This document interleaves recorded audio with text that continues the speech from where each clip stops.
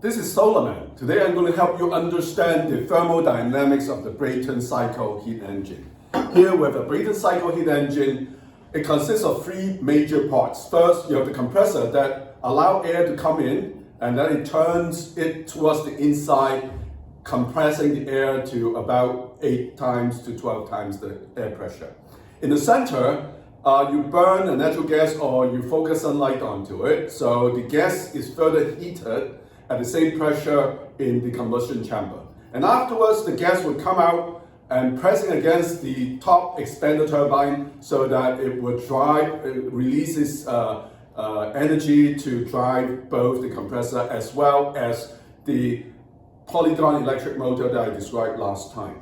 So I'm drawing a picture of the gas turbine here, for which you have a double funnel like a time glass. So this is the compressor, and this is the expander, and this is the combustion chamber. And so the whole assembly is turning in the following direction. So it compresses, and also the expander also likewise turns in this direction in order to drive the compressor here. We can express this thermodynamic cycle going from 1 to 2 to 3 to 4 back to 1 in terms of the state of the gas as represented by the pressure of the gas and the volume of the gas. So at state 1 is over here, and it air got compressed to state 2, where the volume becomes smaller. And then from state 2, you go to state 3, and then state 4, as it expand further, and then go back to state 1. So we call that a thermodynamic cycle. Now the thermodynamic cycle consists of 4 processes. First, you have the adiabatic compression. The term adiabatic means that it is compressed, the air is compressed without the exchange of heat with the environment. And from 2 to 3 is called isobaric expansion, because you are heating up the gas in the combustion chamber. It adds to the heat, increasing its temperature, but the pressure remains the same. And from 3 to 4 is called adiabatic expansion. And from 4 to 1 again is called isobaric cooling. And this is also called isobaric heating and expanding. And so it's contracting as it is isobarically cooled down. All right, so we have the 4 processes. And let me just explain a little bit of the quantities here. What you have here is you have the amount of heat that is added in the combustion chamber. Let's call that Q2 to 3. And then on the process of cooling, you have Q4 to 1. That's the heat that is dumped into the environment, and that's not useful. Now, in the adiabatic compression process, there's no heat exchange between the environment and the gas itself. So that's why it's adiabatic, both in the compression process and the expansion process. And nevertheless, in the adiabatic compression process, the temperature of the gas heats up as the turbine turns, working on the gas to compress it. So let's look at some simple equations called the gas laws. Now, the first gas law that most of you may have heard about is called the universal gas law, for which the pressure times the volume is equal to nRT, PV equal to nRT, where n is the number of moles of gas or the flow rate of the gas itself, R is the universal gas constant, which is roughly equal to 9 joules per mole per degree Kelvin, whereas T is in degree Kelvin. So what this statement states is that the mechanical energy of the gas expressed in terms of the pressure times the volume is equal to the thermal energy of the gas, which is the number of mole of gas times the universal gas constant times the temperature in degree Kelvin. We also call this the internal energy of the gas because the gas has energy insofar as the gas molecules are moving. So the internal energy of the gas is purely due to the mechanical motion of the gas molecule and nothing else. It doesn't depend on the pressure. Now, this is a universal gas law is true for all P, V, and T. But on the other hand, if you limit it, there are special cases of the universal gas law, and the first would be Boyle's law, for which T is constant. So we keep T constant. So P1, V1 would be equal to P2, V2, where P1 is the pressure of the gas at state 1, V1 is the volume of gas at state 1, and P2, V2 correspond to the pressure and volume of the gas at state 2. Now that's Boyle's law. And there's also another law that is called Charles' law. And Charles' law states that if you keep the pressure constant, then V1 divided by T1 is equal to V2 divided by T2. What it states is that if you heat up the gas at the same pressure, namely isobaric heating, then as you heat up the gas, right, bringing it to a higher temperature, the volume increases in proportion to the temperature. And likewise, on the other side, for state 2, the temperature rises and the volume is rising in proportion. So that's called Charles' law. Now, Charles' law would be giving us the equation for the pressure versus the volume, as well as the temperature for the expander, as well as the for the isobaric heating, as well as the isobaric cooling. Now, obviously, Boyle's law doesn't cover a diabatic compression because the temperature changes on you. So you don't have this relationship. So instead of the Boyle's law, you have a so-called adiabatic processes whereby you don't have heat exchange between the environment and the gas itself. Now, it modifies this form of law to become P1 V1 raised to gamma is equal to P2 V2 raised to the power of gamma.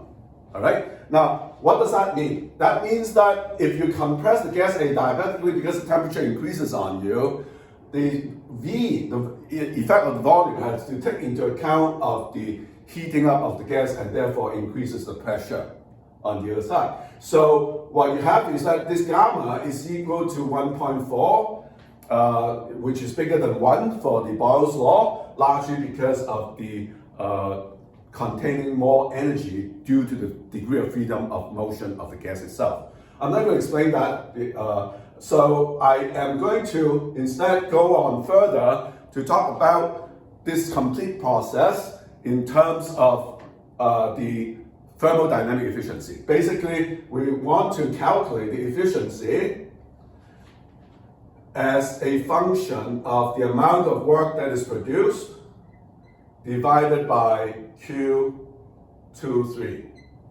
Now, you have the work being done in the process of compression being W1 or W12, and the amount of work that's given out from the adiabatic expansion is W34, the work that's produced by this expansion process, and you have to subtract off the work that's done to compress the gas. That's the net work done, because some of the work being produced by the expander turbine is used to compress the gas itself. So that's the net work that you have, and then you divide it by Q23 here. Okay? Now, let me just explain a little bit about the process of efficiency. So the efficiency in turn is given by the temperature in state 3, minus the temperature in state 4, T3 minus T4, and subtract off the work done, which is the temperature of T2 minus T1. So that's the amount of work that you need to compress the air, and that's the amount of work that is given out by the expansion of the gas, and likewise the Q23 would be equal to T3 minus T2. Okay, now after you substitute in some of the expression for the relationship that is governing the temperature and the pressure, you would be able to simplify this to be equal to 1 minus the pressure ratio, which is P2 over P1, raised to a power of minus 2 over 7. Now, I'm not going to show you the detailed calculation, but what it shows here is that the efficiency depends on the pressure ratio, raised to the power of minus 2 over 7. For example, if P2 over P1 is equal to 12, then this factor here is equal to 1/2, and so you have the efficiency is equal to 50%. Now, what it says here is the pressure ratio has to be as high as 12 times the compression of air and the atmospheric pressure, and there you'll be able to turn half of the heat due to the combustion process into mechanical work. Now, unless you have a jet engine that can effectively compress air to a pressure about 30 times the atmospheric pressure, it is very hard to do it with a very small compressor like this one.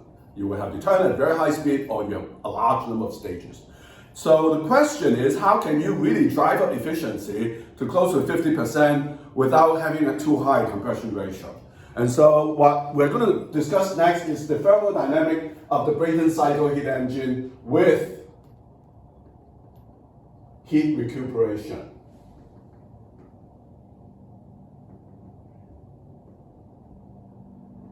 Now, what is heat recuperation? Suppose you have the heat coming out of the expander, and somehow that heat is injected back into the post-compression gas. Okay? Now, how does heat recuperation affect the thermodynamic cycle? So you have the state 1 of the gas, and you may be compressing the gas not as much as you had before. So the pressure increase may be, instead of 12 times, it's now only a factor of 4 times only. All right? Now, what you have done is you can heat up the gas. Prior to heating up the gas, you have what I call this the heat recuperation. You increase the temperature of the gas by means of the exhaust of the gas turbine. You heat it up to a temperature. So we have the T1 here, and then we have the T2 here, and then we raise this to T2 prime. And then from T2 prime, we go to the combustion process, and then it would go to T3. Okay? T3 is after the combustion of gas, the temperature is raised to T3 from T2 prime, which is higher than T2. Now then you expand the gas, and then it cools down to T4. Now here the temperature is still higher, actually it's higher than that of T4 on the thermodynamic cycle without heat recuperation. So what you do is that you drop this temperature by almost the same amount to T4 prime. And then afterwards, so you would drop the temperature further by ejecting the heated up air into the atmosphere back to T1. So this thermodynamic cycle is not as tall as before, but it's longer. It's not as tall because the pressure increase is not as much. Now the amount of net work that you can extract from the gas turbine in the case of without thermodynamic heat recuperation is that much. Now, in order for the area being the same, what you have is that you need to, because it's not as tall, so the area here is the same only if this is longer, okay?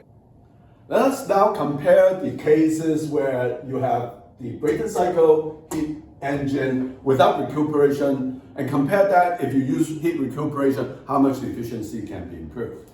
Now, the first case here is the Brayton cycle heat engine without the heat recuperation. So suppose initially I'm at the temperature of T1, and that's 300 degrees Kelvin, and I do a diabatic compression, and I raise the pressure by 12 times. And so the temperature, if you go through the diabatic compression formula, the temperature will go up to 600 degrees Kelvin, which is T2. And if I heat it further, in this case here, I double the amount of heat in the gas by raising it to a temperature of 1200 degrees Kelvin. Then this is T3. And then I drop back the temperature back to T4 after expansion. Now T4 is equal to 1200 times 1/2, because this ratio 300 divided by 600 is equal to 1/2. So it will drop back down to 600 degrees Kelvin. If you look at the efficiency here, what you have is the efficiency is the amount of heat that is the temperature drop, which is 600 degrees, and that is becoming work itself. So the amount of work that is extracted is 600 degrees, and then you have to subtract off the increase in the work that's done by the compressor, and that's 600 minus 300, so you have to subtract off 300. And then the amount of heat that's injected is from 600 to 1200. That's from combustion, so that's 600 here. So that's equal to 50%. So by compressing air to a very high pressure ratio of 12 times, the efficiency, the theoretical efficiency of the Brayton cycle heat engine is 50%. Now let's look at the second case to compare what if we have the Brayton cycle heat engine with heat recuperation. All right? So let's just do it this way, and let's just say we have a T1 and then of 300 degrees Kelvin. That is increased by a 4 times pressure increase, and that go to 450 degrees Kelvin. Now that's T2. And now suppose we add a temperature of, let's say we raise it all the way to 1200 degrees Kelvin. Now that consists of 2 parts. The first part is the heat recuperation from the exhaust of the gas, and the second part is the heat that is due to combustion of the natural gas inside.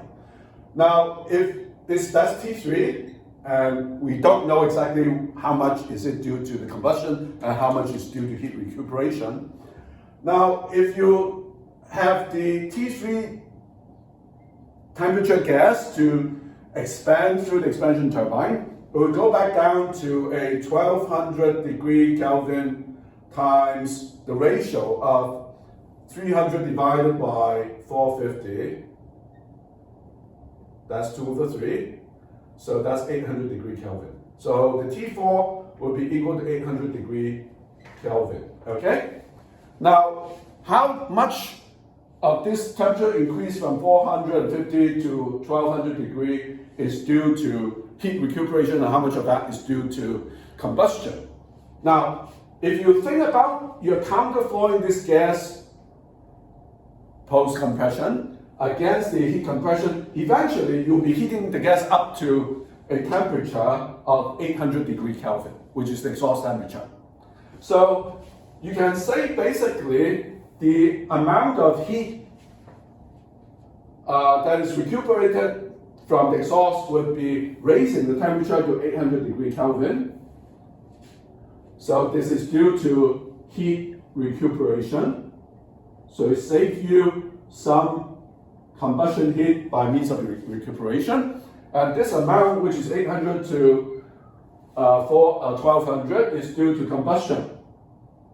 So this is the actual amount of heat that you need to obtain by burning a gas. Now let us calculate the efficiency of this Brayton cycle heat engine with heat recuperation. So the efficiency is given by the net work that you have, and the amount of work that is given out by the expanded turbine is a temperature difference of 400 degrees Kelvin. But you have to subtract off the amount of work that is done by the compressor, and that's a temperature difference of 150. So you have to subtract off 150 degrees Kelvin, and then you would be dividing that by the amount of heat that you added into the gas post heat recuperation, and that's a 400 degree difference. So you have 400 here. So you have 250 divided by 400. So that's equal to 5/8. That's equal to 62.5%. It's even more than the 50% in case you don't have heat recuperation. Now, very often we don't have perfect heat recuperation, meaning that the temperature doesn't go all the way to 800 degrees Kelvin, because you need a temperature gradient in order for heat to conduct well from the post-exhaustion gas to the pre-combustion gas. Okay, so typically you will go back down to about 50%, which is comparable, but you don't have a 12-time compression of the gas, and that's a pretty good deal. Through my explanation, I hope you have understood the efficiency of the Brayton cycle heat engine with and without heat recuperation. If you have understood that, please subscribe to the channel, or if you like it, push the like button and share with other people who would like to have an understanding of heat engines. This is A.W.E.S.O.M.E. Until next time.